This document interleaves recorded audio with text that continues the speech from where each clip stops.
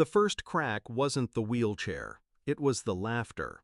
From the window, I could see them outside, my wife, her sister, both barefoot in the summer dusk, illuminated by the porch light like actresses in a stage play I never auditioned for. They leaned on each other, arms wrapped tight, the way sisters do when cruelty is camouflaged as closeness. Then came the shove. The wheelchair toppled sideways like it had been waiting for release. A $2,500 carbon frame titanium build designed for independence splayed across the driveway like roadkill. I watched the front wheels spin in slow, mocking circles. "Let's see how long it takes him to crawl inside." Her sister's voice cut through the open window like a bone saw. They laughed harder, and I sat still. Not in fear, in study. That night, I didn't crawl. I called my brother, and I never went back inside. We had been married 4 years. She cried at the vows, trembled when I touched her wrist for the first time, said I made her feel safe.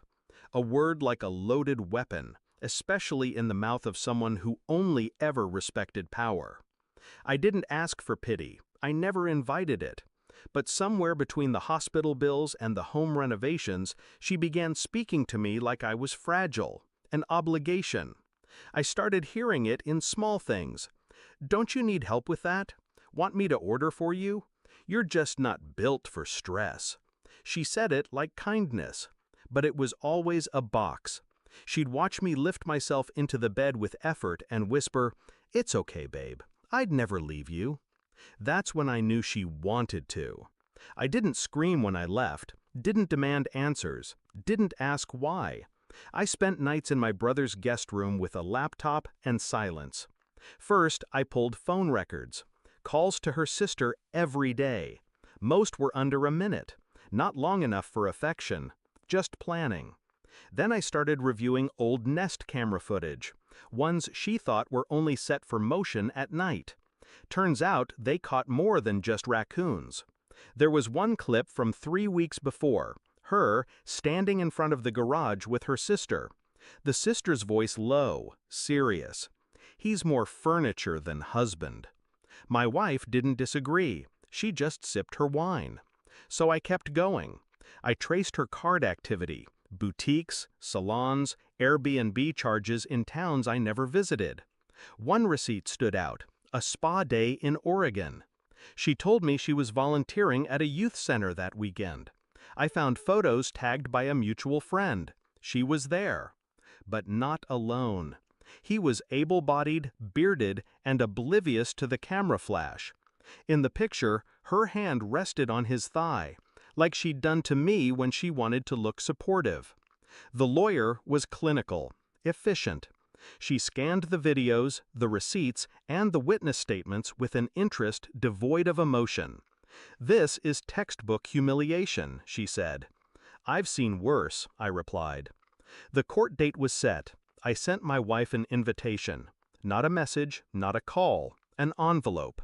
Inside, a printed screenshot of the Airbnb listing. Below it, her photo, with him. Below that, the lawsuit filing. Intentional infliction of emotional distress, property destruction, abuse. She texted me 10 minutes later. "Can we talk?" I didn't reply. In the courtroom, she looked smaller than I remembered, like her posture couldn't hold the weight of her own decisions. Her sister didn't show up. I didn't watch her when the judge played the security footage, the voice, the laughter, the crash. I only watched the jurors. One woman flinched when my chair hit the pavement on screen. Another closed his eyes. When it was her turn to speak, she tried tears. Said it was a joke gone too far. Said she loved me. I watched the judge write something down. When my attorney asked if I had a final statement, I declined. Instead, I reached into my pocket and unfolded the same note I had left on the dining table the night I left. 4 words. "You can walk away." I slid it across the table. She read it. Her face didn't fall. It cracked. I won the case. The settlement was quiet, clean. She didn't contest the asset split. Probably because the footage did more damage than her lawyer expected. Public image mattered to her, more than I ever did. My new apartment has no steps. The silence is welcome. I don't check her social media. I don't miss the way she used to smile when people looked at us with pity. I don't dream of her voice anymore. When people ask why I left, I don't explain. Because the truth is simple. She thought I was forgettable, but I remember everything. And I never crawl. Not anymore.